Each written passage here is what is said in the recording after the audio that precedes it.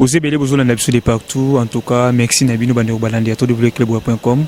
Merci pour la fidélité, merci pour la confiance pour PCBSO, pour la Moussala. En tout cas, restez pensés sur notre site, sur notre site www.club.com. Le tout ça face à un analyste politique. Batubé Babé a une casquette de journaliste, mais ici, tu es bien étant qu'analyste politique. Pour tout, mais qu'un peu qu'il y a nous la maman, mais tout n'est belé. Puis tout ça, la analyse, na moi, maramouze belé, ou les canacats, pour nabiso. Barsolité politique, est moi belé.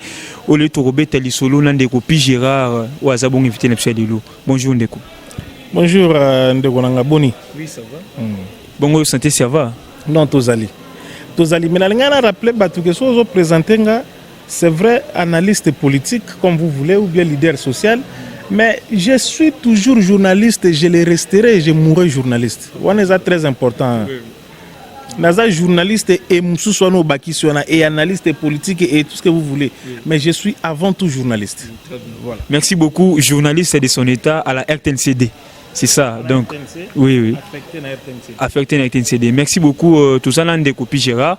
D'ailleurs, tu as dit que Ibandeli à faire apparition à mon antiemi.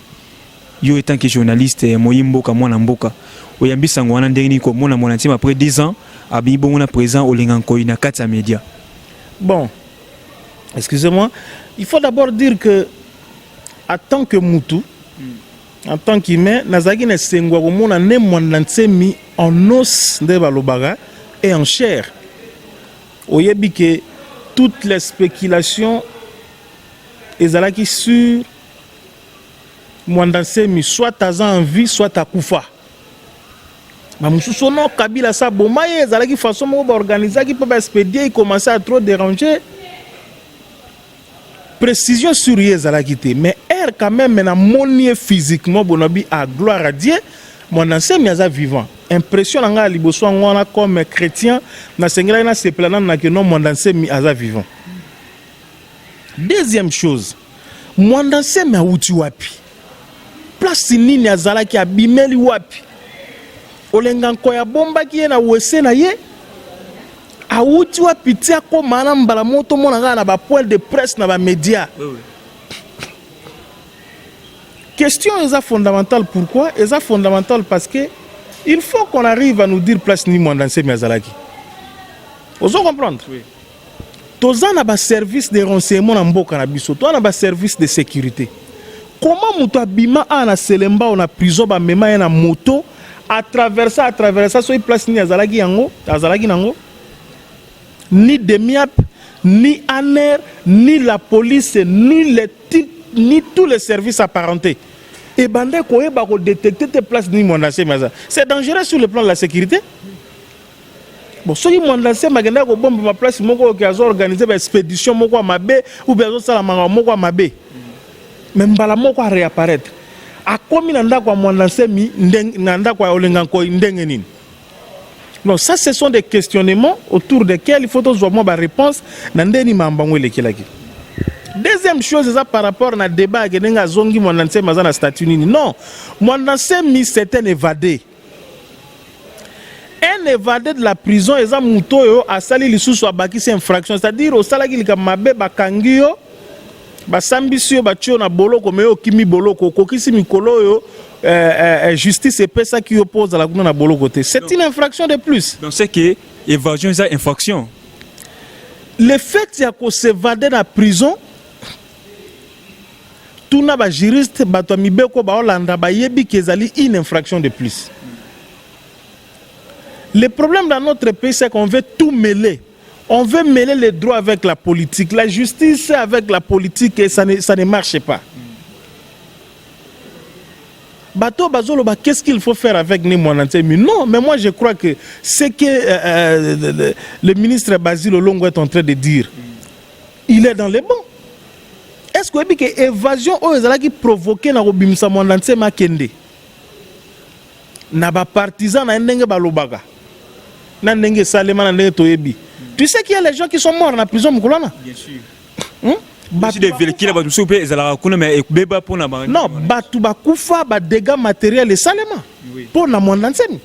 Donc, sur le plan du droit, comme je l'ai dit hier, que Fayulu aza super congolais te soki ba invité po azalaki deuxième candidat président de la République to yepende mutu azalaki élu soki nde nini soki justice ya mboka est invité il faut akende. Hein, mon frère, oui. C'est aussi ça l'état de droit. Moi, sur le plan du droit, il faut zonga na prison na makala. Mais d'abord, Olengan Koyi, na qualité ya nani or yo kobimisa mwananse mi place azalaki pe akomisa ye lelo na kati ya media mobimba. Bon, kobimisa place azalaki c'est trop dire parce que to ebite soki ye mutu abimisi mais to apercevoir ye na président nana Olengan Koyi. Non, Olengan Koyi une qualité aza président il y a Conseil national de suivi des accords il y a 30 décembre 2016.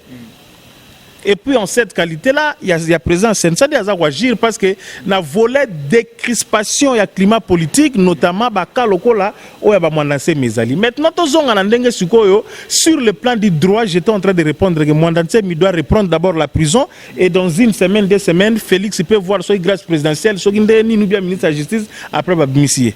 Mais d'autres analystes disent que non. Mais d'autres il y a un deuxième volet. Oui. Maintenant sur le plan sociopolitique. Très bien. Sur le plan sociologique, sur le plan politique, mwandanse mi peut être pardonné. To yebi ke na mboka oyo bato ebele basali ba prison bakangi bango na régime ya nani ya Kabila. Ba dossier ba Moïse Katumbi. Ba biloko net ba mwandanse mi tout ce que vous connaissez. La plupart des dossiers zalaki ba dossiers montés de toutes pièces pour lesquels on voulait se débarrasser des gens. Parce qu'il faut se poser la question, c'est la même justice qui à la limite vient en quelque sorte neti ko blanchir nani Moïse Katumbi. Mais tozo mituna ba oyo ba kondana ki wana zaki banane. Donc biloko ba 600 commandos américains oyo nano wa komi na Sénat kombone nani. Soki tambo mwamba loba 600 commandos américains ngo ti lelo to luka bo lakisa biso bango to mona ka bango te. Oh Moïse italien siko passeport azui eza isu ya italien te ozo mwa mamnyo swana. C'est un cupide, il était en train de rechercher Bambongo ne pembe na Kabila, to mona gi ne mwandanse to yebi histoire ya Congo central que ne mwandanse maza la tête ya ba trouble belé, bo massacre bundu dia Congo zaki ba partisan na ye. C'est un chef spirituel malingi un peu mwambongo trop. Na Kabila we simbite machin après tout le monde après concertation mwandanse makoma ki kabiliste mutu a proposé transition à 2 ans mwandanse mi na rencontre yana Kabila vous vous rappelez que non en reprenant exemple à Mungudia kana que mutu kezaka c'est le même véhicule mais il faut changer plutôt le chauffeur. Attends, pour changer plutôt chauffeur, mais ça a même véhicule. Il faut voir la plutôt ce problème, mais ça a moteur, soit il pour la changer. À Meka, ça la campagne, il y a que Kabila tika na pouvoir après le 16 décembre. Bon, yebi, moi dans ces mi respect au ba Congo, ne Congo bazanango pas ba tuna bango ano baza élevé na bara na ba papa Nkusu, ba papa Simo Kimbangu ba ne moi dans ces mais ça respect moko ezalaka ko badinite mais moi dans ces ma suya ma banga na mwanda, bo yebi nenga utambangu kuna tia zongawa asala campagne. Soit disant Kabila promettait 2 millions tout ça bonabo. Donc sociologiquement, vu poids mwandanse lobby na ba Congo ba yokaka, on peut trouver des solutions sociologiques et tout ça. Ba limbisie mais pour na chité na zobo ende loko bazo comparer ne mwandanse mina soki Gédéon Kyungu. Gédéon Kyungu c'est un rebelle, un voyou, un tueur, un assassin. Naza libre. Apasola libumba mbuma ba mama asala nyoso toyebi kuna na Katanga. Mais ce n'est pas un bon exemple. On ne peut pas se servir d'un mauvais exemple pour au nom de la jurisprudence. J'ai dit que non. Et ça exemple à Mabé, et ça jurisprudence à Mabé. Donc, oppose à politicien, non. Donc, il faut aborder la question avec beaucoup de sagesse. Juridiquement, dans le lobby que Mwandanse peut reprendre la prison après Tshisekedi a grâce présidentielle à Bimissié, mais sociologiquement, politiquement, on peut regarder au nom de la paix. Au monde, message n'est pas d'autre dans le Congo central. Jeunesse, tout ça, on peut regarder bon, au nom de la cohésion nationale, pouvoir les asika, fatia, za unificateur, amoutoua kimi, azamoutoua boete, bon, bilo, on peut m'sousso vendre, au bamba, on batu. À l'imbisikaka, baluki procédure, classer dossier, mwandanse mi, à continuer vinae et puis toquer penakimia. Très bien, merci beaucoup Ndeko Gérard. Mais l'analyse c'est belé basolo bakeno, le fait que présent Yassine Saab Missa Mwandanse mi, c'est-à-dire que non, le président de la République est déjà au courant, il est déjà au courant en gros. n'éviter ce qui peut au ça moi message par rapport à ça on a des questions liboso ya mi balé obi que non sur les plans sociopolitiques il faut toujours pardonner mais côté là bas on peut pardonner mais côté là bongo ba fait oh mon ensemi a sali lelo mais surtout ben toujours ko kendeka na ba pardon moi te que non ba te belé ba osala pardonner et puis ba poursuite judiciaire ko sale maté ti mon le président peut manene aussi là non mais yango là ba na deuxième question pour na olobaki j'étais en train de le dire ici ngala lobaki super congolais azate ko bandana na fachi moko fachi za super congolais te kasa mekaka ko sala ko trahir mboka tota la place à Osuka ameka ko détourner ba denier public ameka ko sala mamu tota la place à Osuka. Vous comprenez? Et puis Fachi ou bien le président de la Bissonnion va prêter un serment où il est clair. Il va observer la loi pour respecter la constitution. Déjà président de la République, oh ba Congolais tozo bazo linga mingi. Notre Fachi numéro 1 na biso tozo pouvoir to pesier. Il est déjà à Koyukozala Likolo à Mobé côté parce que c'est supposé que Moutouma Koyukozala Likolo à Mobé hein vulgairement Togolo Bagaza président non parce que c'est lui le numéro 1 du Congo il peut tout se permettre il est déjà à Likolo à Mobé côté Soukaka ba Fayulu ba ne Mwandanse mi soki banane yango non ngala za pour yango te je dis bien za pour yango te l'état de droit ba to bazo comprendre notion na mabe bazo kanisa que état de droit ezaka que non vous avez des droits mais bon on a des devoirs te mais ça par rapport on débat mais melongo ba sango ndenge ke mabe sango ke mabe te maintenant c'est une question de pédagogie populaire il faut essayer de faire comprendre la population c'est quoi l'état de droit l'état de droit lingo loba tout simplement que tous na mboka oyo que non ba droit ya mutu eza respecter yepe azana obligation ko respecter pe ya ko sala pe ba devoir na ye c'est ça. C'est ça l'état de droit. Vous pensez qu'au nom de l'état de droit, quelques badauds qui se réclameraient de l'IDPS, bako ça la marche, bandi ko bukaka bureau, ko ça n'importe quoi, allez baketi parler de la nation, batiki bango bako tabalanda Félix pour que toi un état de droit. Boko zoba gaz lacrymogène que besoin même na période de Kabila te. Pe bo bandi mbangu boko comprendre te. C'est ça l'état de droit. Par rapport à Nebana, c'est monsieur Baloba que non Félix a ébi dossier à mon ça a ébi dossier, qu'est-ce que vous voulez insinuer par là? Oh non, pas yo mais les gens qui disent ça Félix a ébi dossier. Papa Félix a mambwe belé mboka ko sala. C'est pas un petit problème de ne mwandanse maroye bango pour avoir quoi. Ne mwandanse bakanga na période de Félix était. Bakanga na période où Félix azaki opposant. Alors, qu'est-ce que Félix a à voir avec ça? Il est ça quel rapport? Il y a état de sécurité à Mboka chaque tongo, il y a état de renseignement à Mboka chaque tongo. Je suppose ne serait-ce que Kolongwa place le lenganko yazala qui na résidence. Il peut prendre son téléphone pour appeler le président de la République et lui dire que Tala Nazana dans ce sens-là. Mais chercher à insinuer ça, il peut l'informer, c'est tout. Il a beaucoup de choses au cas que non, les petits dossiers à une préoccupation avec le président Yebango particulièrement, on dirait une importance, voilà. Merci beaucoup Ndeko Pigera, Bandeko Balantuza Bongo Ndeko Pigera, journaliste et puis analyste politique, Otomi Lelo na Katia Plateau Nabiso, leader social, en tout cas leader social, oui. Pourquoi pas aussi rassembler à des jeunes parce que il est là toujours tout près des jeunes. Pendant son engagement à Mouibélé, Ndeko Pigera toujours continue l'émission Nabiso à Lelo. Tomoni Lelo plainte contre Martin Fayulu. Les gens Baliso va comparer Martin Fayulu avec le président Etienne Tshisekedi, Kolobaki non, tant que Etienne Tshisekedi azalaki a un peu dépassé ba mot contre Kabila Kanga qui était, mais aujourd'hui Martin Fayulu, Abani Koloba, Félix Alinga Kangaye et tout consort, batinde les plaintes, tout le monde ndeni ba ça qui mobilisation na bango. Alors est-ce que plainte à Martin Fayulu on les arrive vraiment plainte moko juste, tout ezalika ka une façon ya ko meka un peu ko kangsaye munoko. Bon, la ligne d'abord on a précisé que ce qui s'est passé avec le président Martin Fayulu, ezali plainte été comme vous le dites, parce que moi on est dans le sens on a droit ou bien la justice. C'est juste une invitation de justice, mais eza plainte été.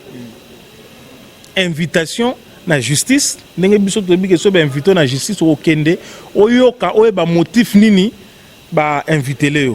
Ça c'est un. De deux, détail msusu européen ça ezali que la notion il y a état de droit, il y a ce qu'on appelle le respect net et la séparation à pouvoir. La classification, il y a le pouvoir, le président de la République ne fait pas partie du pouvoir judiciaire, même si Babenga est magistrat suprême. C'est par aisance parce que le président de la République est le numéro 1 de tout. Mais le jugement est rendu au nom du président de la République. Oui, les jugements peuvent être rendus au nom du président de la République, comme le dit notre Constitution. Mais la justice, enfin, les jugements sont prononcés, pas rendus. Oui. Les jugements sont prononcés au nom du président de la République, mais la justice est rendue sur l'ensemble du territoire national au nom du peuple congolais. Il faut qu'on y ait une notion et puis qu'on nuance. Justice est rendue au nom du peuple congolais, mais le jugement est prononcé et exécuté au nom du président de la République. Parce que c'est lui qui incarne, qui est l'institution, je dirais, unificatrice de toutes les autres institutions. Yango Babenga est garant du bon fonctionnement des institutions. Et puis, à ce titre-là, on peut considérer ça comme tel. Donc, Fayoulou m'a invité à Félix était. Ce n'est pas Félix qui... Le président de la République a invité à la justice. L'invitation est partie de la police judiciaire et c'est clair, qui a un boulevard Awa. Vous connaissez qui a invité Martin Fayoulou? Il y a Félix Nakati Kuna Ezanine. Non, toi, il y a quand même ce que nous voulons aussi dans ces pays. Et par rapport à l'invitation, c'est injuste. Mais pourquoi vous dites ça injuste? Martin Fayoulou Azanani finalement. Pourquoi vous dites ça? C'est que injuste. Pour les gens qui disent que c'est injuste, injuste par rapport à quoi? Injuste par rapport à quoi? Moi, je ne vais pas entrer dans cette polémique-là de la bassesse vraiment pour dire que c'est injuste. Le mal du Congo, c'est quoi? On hyper spiritualise tout et on hyper politise tout. Tout est hyper politisé, tout est hyper spiritualisé. Ah, non, politique et côté. Attends, moi, je ne non, comme la mouka na cash, comme FCC. FCC na bolingo bato atana yo moko vraiment. Hein? Atana yo moko. Donc moi si dans bali baswane comme il gamba cash na FCC comme la mouka. Martin Fayoulou c'est un Congolais. Donc bino bolingo bisanga que ce qui Martin Fayoulou a sala infraction na mboka oyo. Loko la Faden House ba uti ko fungola yango wana. Grâce na Fati. Ya futaka ba taxe était ba tout na été pas uti ko za candidat o azala ki soki président de la République. Non, qu'on réfléchisse un peu froidement. Non. Martin Fayoulou c'est un Congolais. À l'introduction, j'avais dit que Félix est Congolais comme tous les autres, autant que Martin Fayoulou. Il était invité, il devait s'y rendre comme tous les autres Congolais. À Yokini Mbabengelaki et c'est tout. Injustice, Moko Zawana Terre, Bozo comparé à Etienne na Félix et Tshisekedi. Ce qui justice c'est à Kabila et inviter à Félix et inviter à Etienne Tshisekedi. Où est le problème et la justice et à l'élo? C'était au procureur général de la République d'inviter Félix, d'inviter qui Etienne Tshisekedi parce qu'à Benga qui soit Kabila ndena loba na Kabila bakangae. Encore que la période on attention zalaki période à contexte post-électoral un peu net ici mais ba résultat bimagi na no provisoirement. Mais tozana que cour constitutionnelle c'est pas ça résultat. Veut dire ce qu'on a exagéré, tu es en train de dire des choses contre la personne du président de la République qui est une institution et puis n'a pays sérieux que la l'unité. C'est injustice. En plus, qui vous dit que parce que vous invité Martin Fayoulou, ce qu'a commis Kounande Bakangi? Non, Martin Fayoulou, c'est un grand politicien dans Mboka Azana Mayele a commis Kouna Biloko Ngoto Ebit. Oh crime, ce qui tribalisme, appelle génocide, tout ça ce que Biloko Wanga appelle à moni place il faut le faire Langote. Ce qu'a commis Kouna lobby Gaebiango. Donc les laisse partir, c'est tout. Où est le problème? Merci beaucoup, mais Hollande qui au moins meeting naé, n'a pas ça qui m'a belé. Alors bien président Félix au hasard présent pour le moment qui non a démissionné et puis a bimisapé accord secret où ils a entré na Kabila. Mais Hollande bongo Martin Fayoulou côté la profil naé lelo dans contexte actuel est-ce que Azali mutumo ko bimisa babilo ka bongo selon you? Non, c'est des bonnes guerres. C'est des bonnes guerres. Nous sommes en politique, non? Il y a la politique à deux alors. C'est normal. La politique cadeau exaté, mon cher ami. La politique cadeau exaté, il est dans la posture d'un opposant, de quelqu'un qui a perdu les élections. Il faut le comprendre dans ce sens-là. Azande n'a pas conscience en communication, il y a bien. Je crois que le leader politique ne sait pas s'entourer avec des gens qui ont la matière, des bons conseils politiques en communication. Parce que croit qu'un journaliste qui passe à la télé, qui présente les journaux ou les émissions, tout ça, a nécessairement non. La communication politique est à faire. Il faut que l'on a bateau, maîtriser, va mettre Steve qui voit na ba Msuba presse impenge na bana, ils communiquent mal. Ils sont en train de désorienter Fayoulou. Et je te dis que les Congolais sont bizarres. Dans 2-3 ans, au moment où les Congolais belé va risquer ba Fayoulou. Je te dis la vérité, nanenga comme ça la bazo risquer ba. Ce qui au lobby que Albana Félix n'a démissionné. Na nin lissus. A démissionné puis Fabim sa accord ba signé na Kabila. Lokola yena ni Martin Fayoulou yebi accord ni nous o signement entre Félix na Kabila na Félix. Kasi yena bimisango yezo senga Félix abimisandengi. So ngala fundi yo wa muyibi. C'est à moi de prouver na droit à la ngandi faut na prouver que yo za muyibi. C'est pas à toi de prouver ton innocence. Hein? C'est un principe mo simple na droit. Fayoulou lokola lobage accord ezali entre Kabila na Tshisekedi. Ye Fayoulou abimisa accord wanati. Toza na besoin quand même ya accord ngo. Ba Congolais biloba lobeleki.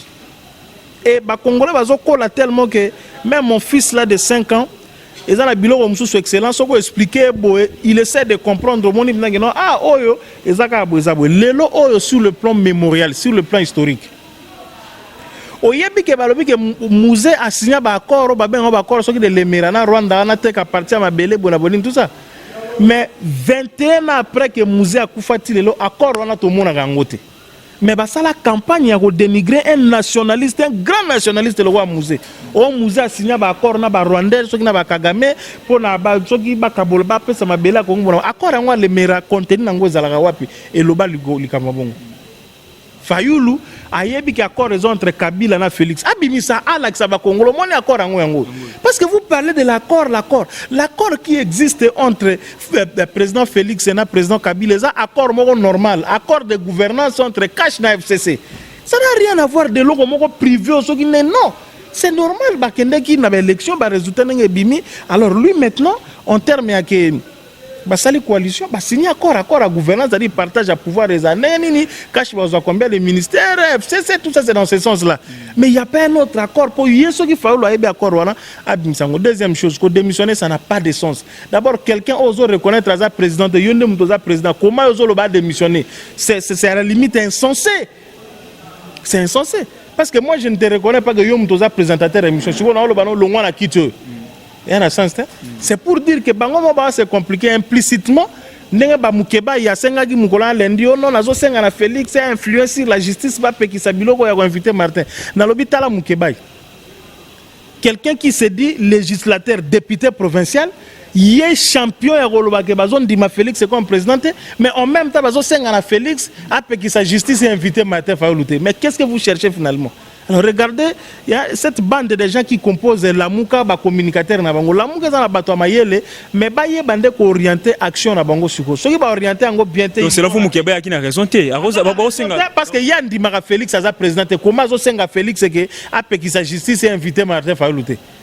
C'est contradictoire non? C'est contradictoire. Merci beaucoup Ndeko Gérard, merci na bande ko balani besoin de partout. Au moni comment est-ce que tout ça la bonne analyse par rapport à sujet d'actualité na Katsambo na biso. Parlons un peu de la Mouka aussi de Moïse Katumbi. A sali déclaration dernièrement en France 24 et créé moi bilinga neto koloba après si position bi que non la Cour constitutionnelle a déjà confirmé Félix alors allons de l'avant. Et puis si un peu moins déséquilibre dans la Mouka, est-ce que le message de Katumbi, tu es battu dans la Mouka, Katumbi a l'opposition républicaine, et puis il faut l'opposition radicale, parce que entre Bambali, c'est comme si Koronzo les Kanasouté, est-ce que tu as espéré sous un avenir à la Mouka après 2 ans ou après 3 ans? Bon, la monnaie de la Mouka trop, et pourtant FCC Zali, Cash Zali, franchement, société civile Zali. Bisope Mogo Tozali, il faut qu'on m'appelle DGRTNC. Il faut qu'on m'appelle DGRTNC Zali Soumouté. Viens en Gazara, mon panza, ils ont mis DGRTNC. Donc, la capacité, c'est pas un péché quand même. Pourquoi pas ministre? Oui, ministre, oui. Bah, ministre, Moussou ya Kabila et Belé, bah, auto le cas, bah, Moussou, bah, maïe, l'été, tout ça. Et Belé, tout l'équipe, bah, on a la capacité, on a la dimension. Moi, Mambango, hein, voilà, c'était un peu pour se détendre, mais moi, Mambango, tout ce qui est là, on a ma beaucoup nzambe. So, nzamba lobo, au koma, qu'il pleuve ou qu'il neige, au koma. Neti biso na au koma, 2023, na ozala élu, ministre na au koma, tout ce que tu imagines là, na au koma. Voilà. Alors, ozongi na Mamba Moïse. Au moni le départ ya Lamuka ezalaki déjà mabe en terme ya candidat au babimisaki comme candidat commun na bango na compte ya Lamuka après départ ya Félix na Vital Kamerhe. Fayulu c'était le plus faible maillon na ba candidat na ba leader 5 nyonso wana batikalaki. Et j'ai compris une chose que bapona qui effectivement Fayulu pour abanda ko subir dictat na bango ya notamment ya so o monde mutu ko bemba bona ki mungala na nyonso bemba za mutu moko za un intransigeant na banini tout ça. Toi tu crois que soki mutu ko la bemba za la candidat commun hein nazo exemple wana mutu ko Fayulu peut se permettre n'importe quoi ko sa bemba o sala bo mutu ko matungulu o muso mukuse wana nan soki mbusa nyamus tout ça tu les vois venir dire n'importe quoi et pas bemba. Alors ils ont choisi le faible maillon qui était Fayulu pour na ba dictat ka ba mangamunyoso. Ça c'est un. Deuxième chose, il faut reconnaître que le leader Wanande Basalaki, Fayulu, popularité Fayulu a mis bête dans le lelo. Et sa popularité na yete, sa popularité a bemba principalement na Moïse Katumbi. Je peux te le démontrer. Lelo bemba zozonga. Sur les cartes, mais le sur les cartes parce que Fayulu PC déjà à longue base. Cela n'a démontré yango yondo zoloba, yondo lobi bongo, yondo lobi bongo, yondo lobi à longue base. Lelo bemba zoya. Na pese exemple bemba zozonga. Hein? Na même avion à commis à Kinshasa bemba joué avion zo kende Équateur Fayulu a joué avion kende Équateur total na bango siko nani bako yambe koleka. Est-ce que tu veux me répondre? Le lo bemba avion moko a kende bemba kende Équateur na avion na e Fayulu na avion na e bako manambandaka ou bien Guadoli tout bien ba sankusu bien total nani bako yamba. Bandu pe le la Fayulu pas super avion ke bandu oui kasi yango na pesu exemple on a pour dire que encore na bandu baza obi kabola na bandu baza na moi kimpange belan toza na muzito toza na kati toza na nani mususu o mususu na matungulu na kati là aussi il se partage ce leadership et puis bandu mubimbeza aki na cause Fayulu te. Tous à la claire. Bandu do baza qui na contre ya les mouvements mystiques ya vient Antoine Gizenga Palu bazali bozala mutuloko la kinke mulumbaza na base na masimanimba ya jete bozala batuloko la baduma leki wana bazali bandu doza miete mais lelo na Équateur mtosa la face na bemba na leadership azate j'ai même ma main à couper ezalo kwa na ex Katanga yoko au comparer na Moïse Katanga na Moïse zela le 20 momona Moïse azoya na Lubumbashi ndo mona Lubumbashi za la tomber donc Fayulu atika ba grimace azo sala na il est devenu populaire pour batwana ba lobaki to monde ba salaka sport ba lobby mais sans Fayulu la ministre la muke kufia sans Fayulu la muke ko bon na sans Fayulu la muke kufi na ndeni.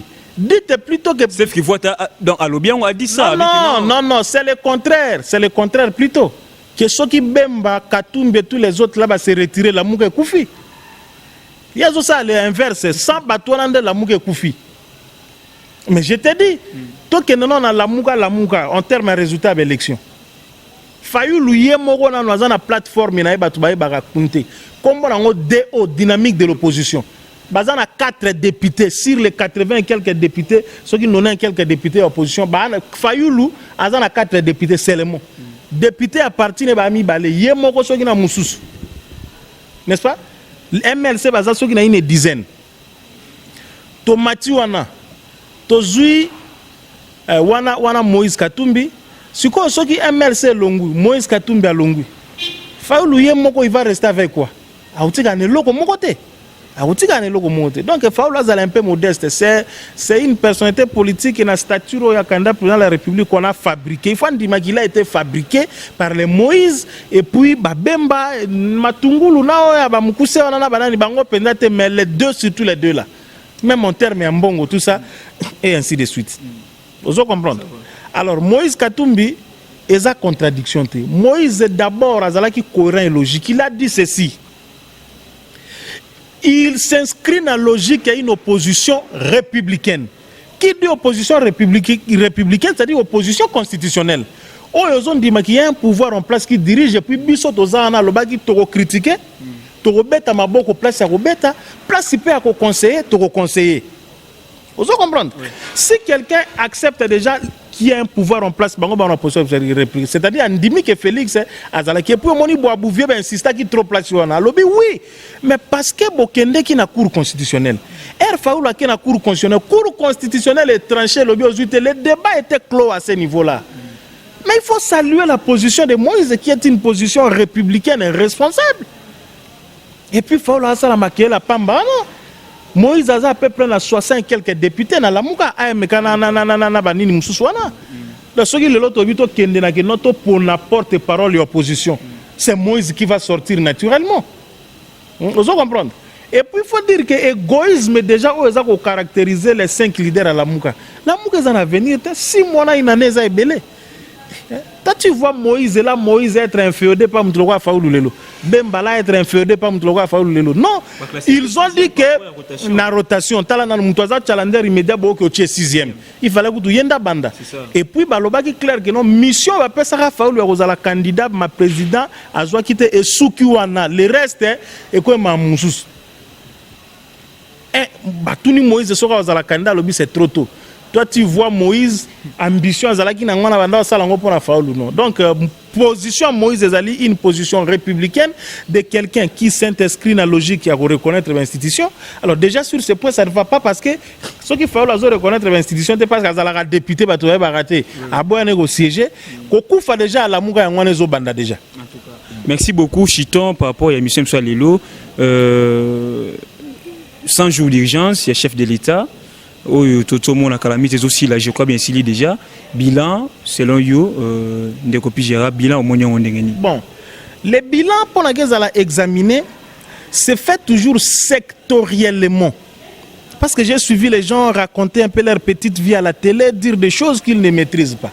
Vous savez, nous sommes non seulement des journalistes politiques, mais on est dans la chose politique. Nous suivons, nous regardons, nous savons. Je peux prendre mon téléphone, j'appelle la présidence, pour faire information, on a besoin de précision. Mais par rapport aux gens qui viennent blablater à la télé, à l'obliga parce que tous les gars sont la télévision, non, nous sommes journalistes et journalistes. Tous les gars à la télévision. Mais non.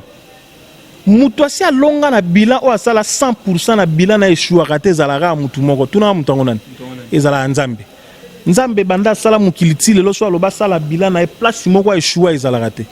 Un bilan humain est toujours partagé entre ce qui a réussi et ce qui n'a pas réussi. Et puis ezala 100 jours. 100 jours c'est au calculer et ça ceux qui même pas un quantième son terme à pourcentage 2% à 50. Félix a été élu pour un mandat de 5 ans et non pas pour 100 ans. Batouba retenir le logo moko. Le go a été donné et que ça le Congo mbaté na moi infrastructure. De crispation politique to moni batobele ba bimi otoyebi que non Kabila nyonga ki bango na prison. Bakomo suba kuna Félix a bimisi bango ba msubu ba bimi liboso bakomo loba. Et là on a problème te na Katumbi azoya ezaka ba Evra Félix par rapport na 100 jours. Hein? Fadenhouse ya fayu luana. Si ba fungoli yangote. Hein? Moi taxe kaka ya moi lar moko muke banda ofuta te mais ba fungoli Félix azofinga afungole lié Fadenhouse. Mais afuta pe poso ka futite ba ko kanga yango pe kaka. DG kana ba DG ba okay ba kanga. Afuta nde Alexandre exemple bien. Merci beaucoup Tokomina. Si c'était pour acheter tout ninga 100 jours. Oui 100 jours. Na lingo lobake 100 jours ezalaki na symbolique moko. Félix a voulu imprimer une volonté politique tournée vers le changement. Point. Bon, l'oukelango formalité. Une volonté politique orientée vers le changement. C'est-à-dire Félix Alexakengana Félix naza kabilate. Et que volonté politique so que ata muke. Hein? Ata Trump a aussi 4 ans aux États-Unis. A aussi sa mamunyo sa prometay ba tout a prometay ba américain na 4 ans. Félix alakisi ke na même OVD to mona OVD ba machine si la ba ingénieur ba lemba ba sala même OVD réhabilité le biso sayo et bandi ko betela biso université et bandi ko sala tozo mituna ba ingénieur ngo ba balusi bango mitu elongo zongo comme na sema kolo comme likolo to ba che bango ndedi.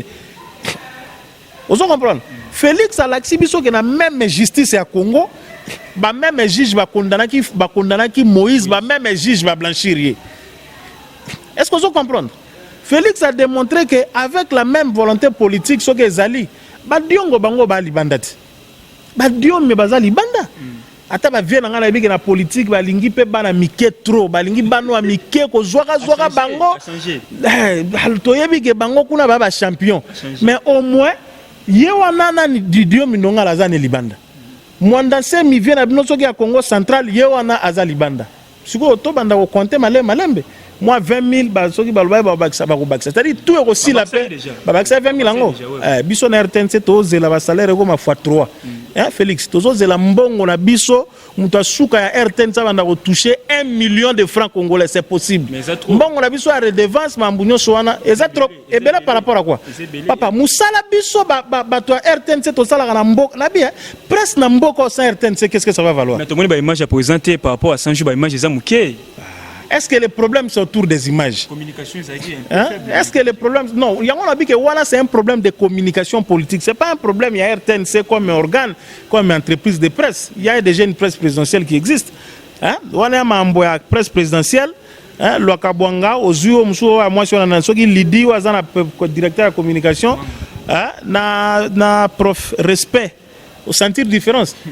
Prof nani kasongo aluzwaki maloba lobby. Pour sentir que non, différence est dans ma solongo. Biso lingde bongo mettez quelqu'un à la place qu'il mérite. Ba récompense te auto zagana na poto to bando liana Félix na moi restaurant à Bruxelles, ba yeba bambi au conseiller tout ça bo bo mamusala Félix. Hein pour so zuba cash wana sentir que ba communicateur penza ba attaque plan ndenge baza peut-être on est à parenthèse na kangi. Donc il faut pas juger en secteur par secteur. Nous disons que Félix a l'acquis si volonté, on a que ceux qui volonté politique, on peut faire quelque chose de mieux dans Mboka Oyo. Dans 100 jours à Salibon, on a 5 ans, il peut encore faire mieux. Il y a un autre que le gouvernement Zoya, mais il y a déjà trop bas à la Gunate.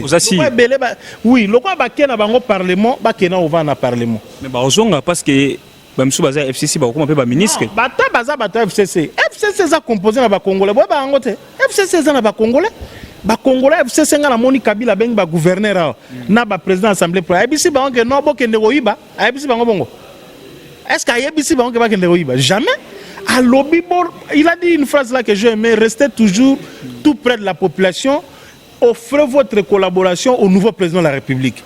Ça c'est Kabila qui le dit comme Moni Bongo Mabé, Makas, monsieur Jean Mabé, comment est-ce que Kabila ko bengi sa ba gouverner ne voyons pas le diable partout. Abengi bango na cadre politique, c'est pas un problème. Yango on attendait Longoli pour Félix et président tout bien si Kabila n'a parlé de la nation. C'est normal, les ba gouverneur baza issu na cadre précis FCC, soit bengi bango problème ezab. Bino on ka Kabila siko ba gouverneur toki ba député à cache et tout ça. Si Kabundi pas benga bango na IDPS, voilà bo monena ngo problème te. Non, n'exagérons pas dans Babylone, monsieur Zanga Moutouna Makolo. Problème à dans le prochain gouvernement, tous les mi bazalate. Osa élu député, osa élu sénateur, tikala na Sénat, tikala na Assemblée nationale. Parce que Kounande batinda kiyo. Tout le monde a battu sika, ba travailler l'esprit bien, mboka avancer kende liboso. Bandoke bazo linga Félix Azouate, ba kanzate que nous qui défendons comme ça, on défend le président de l'IDPS ou bien on défend. Oui, maloba suka ya ndeko pigera to linga Congo pote Congolais ya biso nyonso to sala ete Congo ebonga pote Congolais nyonso asipila. Mais pigera to lingi to peso maloba ya suka ota la caméra ba Congolais belé à diaspora bazotala yo pe a pe bazotala yo. Vous êtes suivi de partout. Un peu moi né de ba tout le monde un peu moi ba guerre na ba réseaux sociaux moi ba n'importe quoi na ba réseaux sociaux ko fingeli ki moi mingi surtout mimi na ba jeune message ba Congolo pe ça ba moi espoir o bazana espoir o non bazuna espoir te pour na ko bonga Congo ya lobi maloba no zanini. Merci beaucoup. Tu sais, si moi j'ai quelque chose de précieux dans ma vie, de très précieux dans ma vie, on a roloba et y a quand même liboso ba parents nanga moi si nanga bana nanga tout ça ainsi de suite, c'est le Congo. Parce que sans le Congo, père na biso na mère na biso balinga bazalate.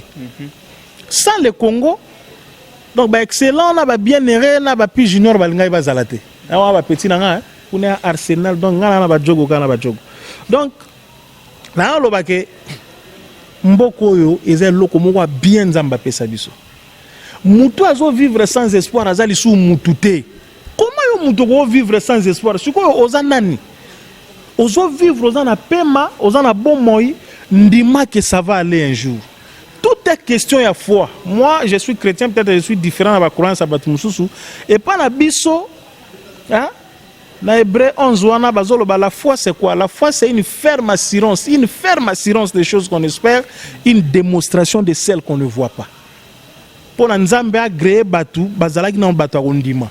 Ba Abraham wana yoka na Bible bazai belé on.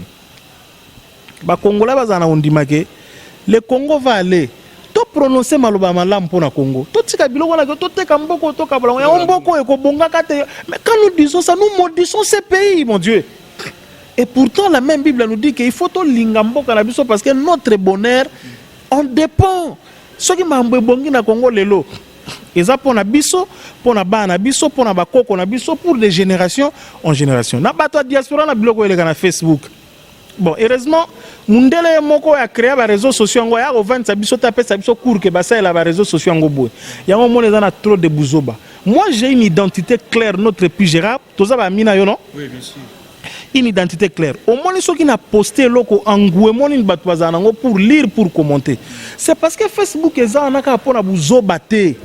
Il y a des groupes entiers à buzoba, des groupes membres à buzoba, talibobi, même les gens, ceux qui ont un groupe à bima, bah quand tu sur un groupe WhatsApp, mon buzoba zali bima.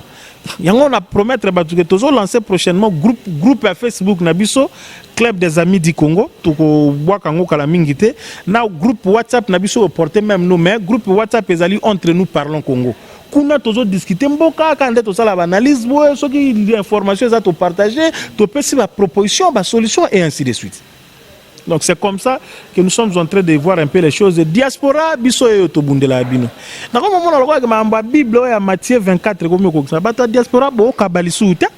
Mo pi mitro, mo na ba téléphone puis Gérard c'est bon na ba réseau puis Gérard le combat. Mais biso yoti. O vandi pe puis Gérard moi système le cas. Ou bien la zub na boro boy, na tindelio, na zo logo boy, na pesio. Parce que erto bundaka wa te ba kabate erto bundaka si to bunda pona bino kende na cabinet ya Tshisekedi hein biso to bunde ati banani batondi kuna bato diaspora basoki 40% ba master ne ba ndoli na ba beefsteak na poto ba mela moi ba jia malili ba ye mais biso ezalaki nde awo tozo combattre banti valeur tozo sala mamnyo to sala pona Congo ke liboso mambo simbi metala bangwana siko bazo régner na présidence ba musu ba kozo ba entreprise ba musu boy ono ya ke biso bana poto biso na poto toza contre bangote ce sont des Congolais comme nous mais ba ye bapé ko sala makambu na lolenge o esengeli et on se serra la main dans la main parce que na bango diaspora ce sont des Congolais ba musu ba kenda na ba condition to yebi na biso toza biso tu ba Congolais to former liboki atata moko ne maréchal alobaga. Donc na mutema na linga bino mingi na linga Congo to na linga ba Congolais trop. Tenez bon. Combat à lutte à liberté, c'est un combat c'est une lutte de chaque jour. Bon quand ça Félix ya kokokisa mambuto kokokisa te.